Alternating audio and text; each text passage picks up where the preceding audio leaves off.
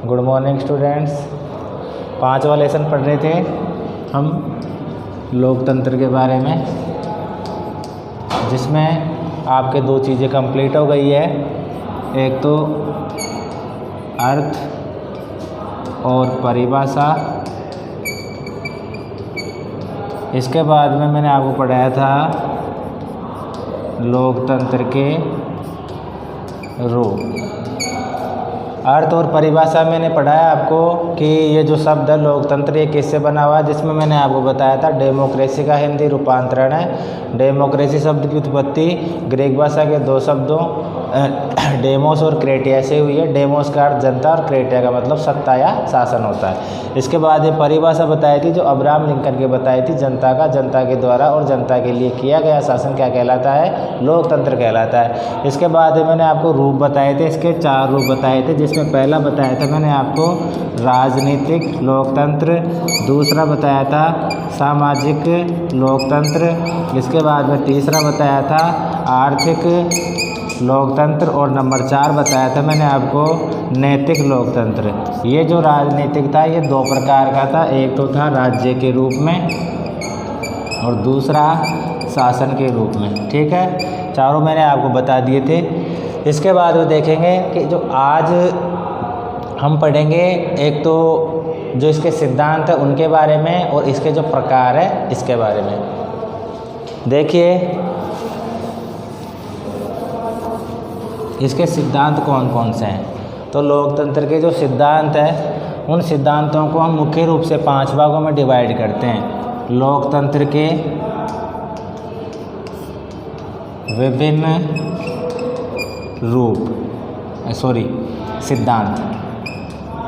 जो ये सिद्धांत है, ये सिद्धांत 5 प्रकार के सिद्धांत पढ़ते हैं हम, जिसमें सबसे पहला परंपरावादी सिद्धांत। ठीक है, दूसरा जो सिद्धांत है उसको हम बोलते हैं बहुलवादी सिद्धांत। बहुलवादी सिद्धांत।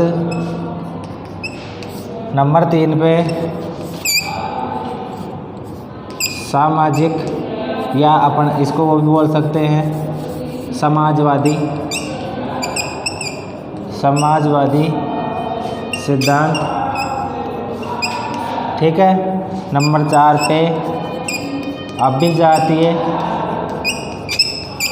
या अभिजन वर्गीय सिद्धांत। और नंबर 5 पे लास्ट हुआ आपका जिसको बोलते हैं मार्क्सवादी सिद्धांत। अब देखो एक एक करके हम सबके बारे में पढ़ेंगे कि इसका मत क्या है, ये क्या कहता है, ये क्या कहता है, सबके बारे में हम पढ़ेंगे एक एक, है ना। तो सबसे पहला हम पढ़ रहे हैं परंपरावादी सिद्धांत, अर्थात परंपरावादी सिद्धांत क्या होता है।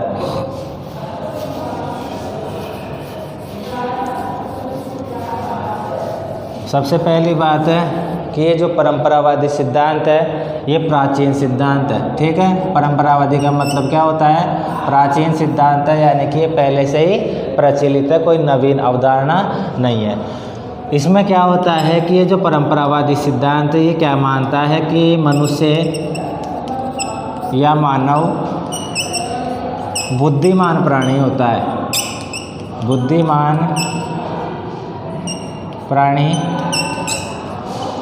होता है। देखिए ये जो सिद्धांत है परंपरावादी सिद्धांत किस पे जोर देता है कि मनुष्य क्या है, एक बुद्धिमान प्राणी है। अब बुद्धिमान प्राणी है इसका मतलब ये है कि उसका हित किस में है और अहित किस में है ये वो जानता है। ठीक है, हित किस चीज़ में होगा और नुकसान किस चीज़ में होगा। हित और अहित का मतलब है लाभ हानि। ठीक है ना, लाभ किस चीज़ में है और हानि किस चीज़ में है। कौन सा काम करे वो जिसमें फ़ायदा हो और कौन सा काम नहीं करे जिसमें नुकसान से वो बच सके। ठीक है, तो ये विवेकशील प्राणी होता है मनुष्य। ठीक है, और मनुष्य के अलावा और कोई इस दुनिया में विवेकशील भी नहीं है, किसी में भी विवेक नहीं है।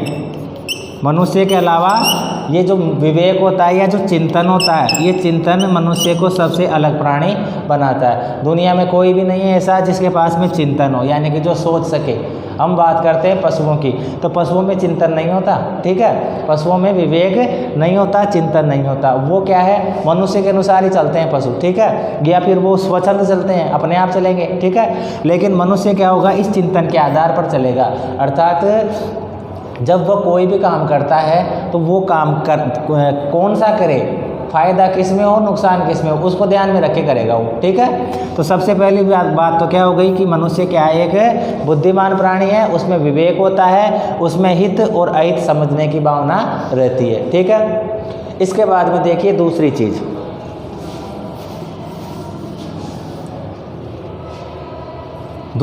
है ये जो सिद्धांत है वो इस बात पर जोर देता है कि सभी व्यक्ति क्या है, सभी व्यक्ति समान है।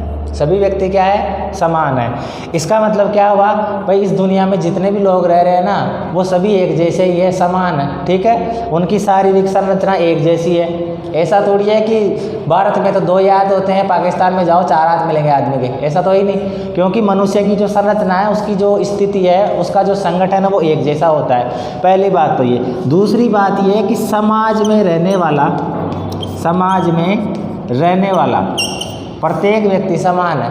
समाज में रहने वाला प्रत्येक व्यक्ति समान है। जैसा कि आप जानते हो कि लोकतांत्रिक जो देश होते हैं उनमें जो सरकार होती है, शासन होती है, संविधान होता है, उसके सामने व्यक्ति सभी एक जैसे ही होते हैं। अमीर गरीब थोड़ी देखते हैं संविधान, या फिर हमारी जो सरकार वो अमीर गरीब थोड़ी देखती है। वो तो सभी के लिए जो नियम और कानून बनेंगे वो एक जैसे ही बनेंगे, ठीक है। यानी कि सभी व्यक्ति कैसे हैं, समान है, ठीक है।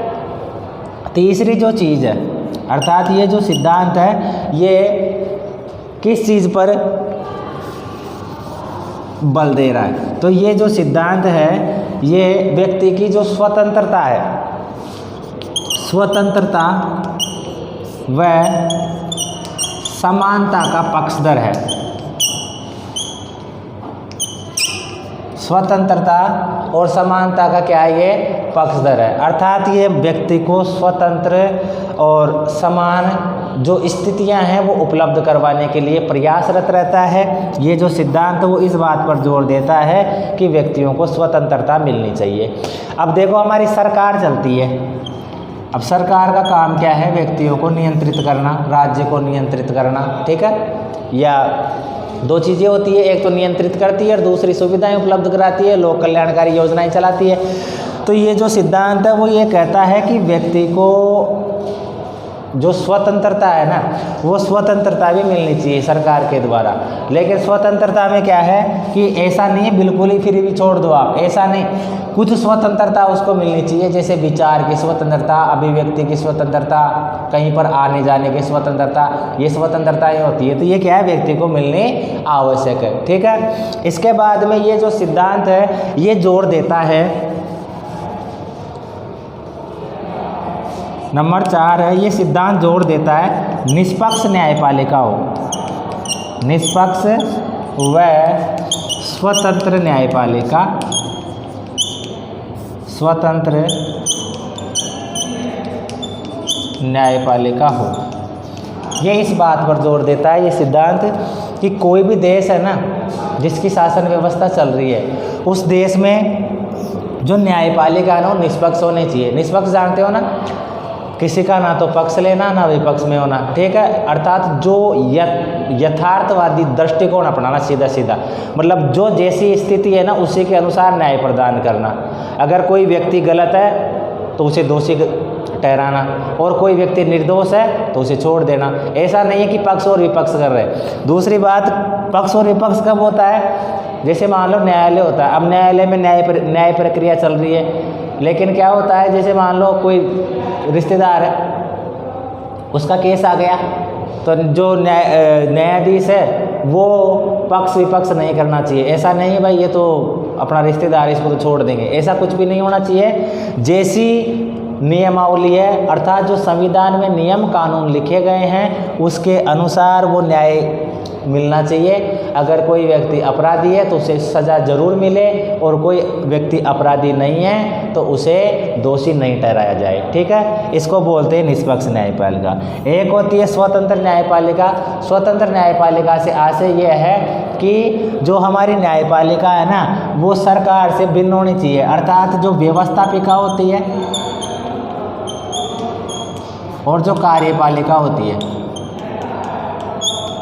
इनसे क्या हो, अलग हो। अर्थात किसी के दबाव में रहकर कार्य नहीं करे, अर्थात किसी के दबाव में रहकर कार्य नहीं करे। जो न्यायपालिका है वो निर्णय देगी, तो अगर मान लो उस पर किसी का दबाव है, तो दबाव में जो रहने वाला व्यक्ति क्या वो सही निर्णय दे देगा क्या? नहीं देगा। इसलिए कैसी न्यायपालिका हो? स्वतंत्र न्यायपालिका हो, जो अपनी इच्छा से न्याय प्रदान कर सके। ठीक है, इसके बाद में देखिए, ये जो सिद्धांत है इस बात पर जोर देता है कि एक निश्चित अवधि के बाद में, एक 5वां पॉइंट है, एक निश्चित अवधि के बाद में चुनाव हो। एक निश्चित अवधि के बाद में क्या होनी चाहिए? चुनाव होने चाहिए। निश्चित अवधि के बाद में चुनाव, जैसे आप सामान्य आप जानते हैं, जैसे भारत की बात करते हैं, लगभग 5 वर्ष के बाद में चुनाव होते हैं ना, 5 वर्ष के बाद चुनाव होते हैं। तो ये निश्चित अवधि हो गई ना, एक निश्चित अवधि है, हर 5 साल बाद चुनाव होंगे। तो ये जो निश्चित अवधि है, ये सरकार पे नियंत्रण के लिए बहुत ही अच्छा माध्यम है, क्योंकि आप जानते हो अगर मान लो कोई एक सरकार का गठन हो गया, अब उसके बाद में सरकार बदल रही नहीं है, चुनाव ही नहीं हो रहे, तो वो तो निरंकुश भी हो सकते हैं, क्योंकि आप हटा तो सकते ही नहीं हो उनको, क्योंकि चुनाव तो हो रहे नहीं है। ठीक है, तो वो निरंकुश भी हो सकते हैं। तो इस स्थिति से निपटने के लिए क्या होना चाहिए? चुनाव होने चाहिए। निश्चित अवधि के बाद में चुनाव होने चाहिए। जैसे अपने भारत में 5 वर्ष है निश्चित अवधि, जैसे अमेरिका में 4 वर्ष है ना, अलग अलग देश अलग अलग नियम।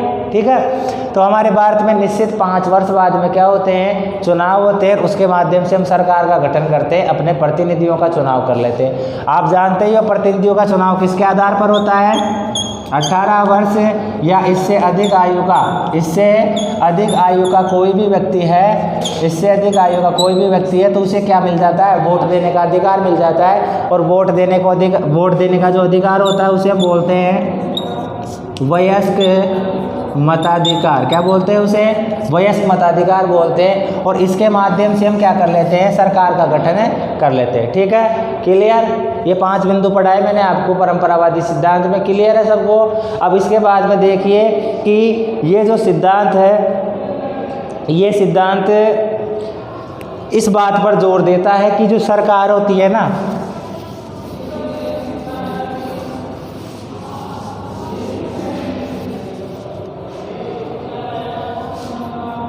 छठा पॉइंट है, जो सरकार होती है, सरकार को जनमत का आदर करना चाहिए, आदर करना चाहिए। जनमत जानते हो ना आप? जनमत का मतलब है लोगों का मत। जनमत का मतलब क्या हुआ? लोगों का मतलब। जैसे सरकार चल रही है, अब सरकार तो चल रही है, लेकिन सरकार को जो जनता है ना, उसके मत का भी ध्यान रखना चाहिए कि उसकी क्या विचारधारा है, लोगों की क्या सोच है। सरकार का जब गठन हुआ था तो लोगों ने क्या सोच समझकर उनको वोट दिया था, क्या विचार करके वोट दिया था। तो सरकार को जनमत का आदर करना चाहिए। अच्छा, कई चीज़ें ऐसी होती है सरकार में जिस पर सरकार क्या करती है? जनमत भी मांगती है, लोगों की वो मांगती है, समर्थन मांगती है। ठीक है, तो जो समर्थन देती है ना जनता, जैसे मान लो यहाँ पर कोई चीज़, जैसे मान लो यहाँ पर कोई चीज़ करनी है अपने को ना, तो उसके लिए फिर सरकार क्या करेगी? जैसे खुद भी नियम बनाएगी, साथ में फिर जैसे उसकी जो कार्य प्रणाली है संविधान को ध्यान में रखते हुए उसको भी ध्यान में रखेगी। और मान लो जनता से भी वो क्या करती है? जनमत मांगती है ना। तो कोई जनमत का मतलब सीधा सीधा ये समझो तुम, तो राय या सलाह, है ना, राय या सलाह मांगती है। तो जो ये जनता राय और सलाह देती है ना, इसका आदर करना चाहिए सरकार को। ठीक है, क्योंकि जनता जो राय देगी वो राय बहुमत के आधार पर देगी, है ना, अर्थात सभी व्यक्ति अपने अपने तर्क वितर्क रखेंगे। ठीक है, कोई व्यक्ति क्या कहेगा, कोई व्यक्ति क्या कहेगा, तो उसमें से जो अच्छी चीज़ है उसका क्या करना चाहिए, सरकार को आदर करना चाहिए उस चीज़ का। ठीक है, इसके बाद में देखिए ये जो सिद्धांत है परंपरावादी सिद्धांत, इस परंपरावादी सिद्धांत के जो समर्थक है अर्थात कुछ दार्शनिक है जिन्होंने समर्थन किया है। ठीक है, अलग अलग दार्शनिक का मतलब आप समझो विद्वान है जो यूरोपीय देशों के हैं, और यूरोपीय देशों के जो विद्वान हैं उन्होंने इस सिद्धांत का क्या किया है, समर्थन किया है। भाई ऐसी व्यवस्था होनी चाहिए, अच्छी अच्छी चीज़ें देखी ना हमने सरकार की इसमें, भाई जनता का आदर करना चाहिए, जनमत का आदर करना चाहिए, स्वतंत्र न्यायपालिका होनी चाहिए। ठीक है, सभी व्यक्ति समान होते हैं, हित और अहित समझता है ना, ये सब कुछ चीज़ें देखी, बुद्धिमान प्राणी होता है। तो ये जो परंपरावादी सिद्धांत है, इस परंपरावादी सिद्धांत का जो समर्थन करने वाले लोग हैं, जो समर्थक है वो समर्थक देखो कौन कौन से, होब्स, लॉक, रूसो, बेंथम, मिल, इनके अलावा और भी है ना, ऐसा नहीं है 5 ही है, समर्थन अपन भी कर सकते हैं। ठीक है, अपना भी नाम जुड़ जाएगा इसमें। ठीक है ना, तो इसका मतलब क्या है, होब्स, लॉक, रूसो, बेंथम, मिल, ये ऐसे दार्शनिक थे, ऐसे विचारक थे ये जिन्होंने इस परंपरावादी जो सिद्धांत है इस पर जोर दिया। इन्होंने ये कहा कि इस तरीके की व्यवस्थाएं होनी चाहिए। ठीक है, क्लियर। अब इसके बाद में दूसरा सिद्धांत पढ़ेंगे हम। दूसरा सिद्धांत कौन सा है, बहुलवादी सिद्धांत। दूसरा कौन सा है, बहुलवादी सिद्धांत।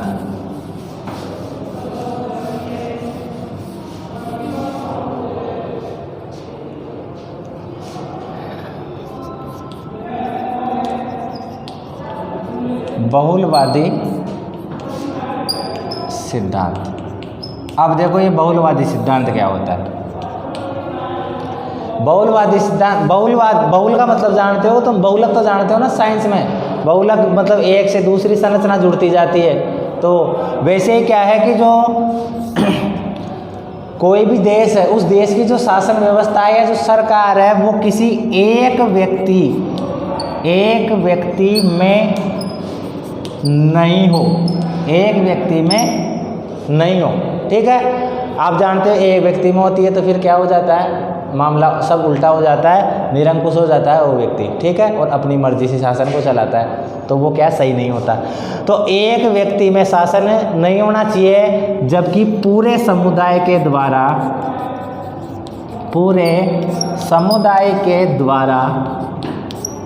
शासन चले। ठीक है, एक व्यक्ति में शासन नहीं होना चाहिए, पूरे समुदाय का या पूरे समूह का शासन होना चाहिए। अर्थात सरकार को चलाने के लिए या सरकार को चलाने में किसी एक ही व्यक्ति की भागीदारी नहीं होनी चाहिए, बल्कि सरकार जब चले तो सरकार में अलग अलग वर्गों के जो लोग हैं वो प्रतिनिधि चुनकर जाने चाहिए। ठीक है, जब एक ही व्यक्ति होगा तो इसमें क्या होगा, या हम ऐसे कहें कि जैसे जो हित साध्य होंगे या जो हित होंगे वो उस व्यक्ति के अनुसार ही होंगे। लेकिन जब सार्वजनिक शासन, सार्वजनिक या हम कहें सामुदायिक, समुदाय बोल दो, समुदाय के व्यक्तियों द्वारा समुदाय के व्यक्तियों द्वारा जब शासन को चलाया जाएगा, अर्थात जैसे ये हमारा समुदाय है, इसमें से भी प्रतिनिधि है, दूसरे समुदाय में से प्रतिनिधि है, तीसरे समुदाय में प्रतिनिधि है, तो इसका मतलब क्या हो गया, पूरे देश में से अलग अलग वर्गों से अलग अलग समुदाय के लोग शासन को चला रहे हैं, है ना, हर वर्ग में से। तो क्या होगा, सभी वर्गों का विकास होगा कि नहीं होगा, सभी वर्गों का क्या होगा, विकास होगा। सभी के जो हित है वो शामिल होंगे हित में, सभी के हित क्या होंगे, शामिल होंगे, सभी लोगों के हित शामिल होंगे। एक व्यक्ति के लिए नहीं चलाया जाएगा, जबकि पूरे समाज के लिए चलाया जाएगा। ठीक है, तो ये जो सिद्धांत होता है इसको हम किस नाम से जानते हैं, बहुलवादी सिद्धांत। और बहुलवादी सिद्धांत क्या कहता है हमसे, कि जो शासन व्यवस्था है वो किसी एक व्यक्ति के द्वारा नहीं बल्कि सभी लोगों के द्वारा चलाई जानी चाहिए। अब देखो ये जो सिद्धांत है, इस सिद्धांत के भी कुछ विचारक हैं, जैसे विचारक इसके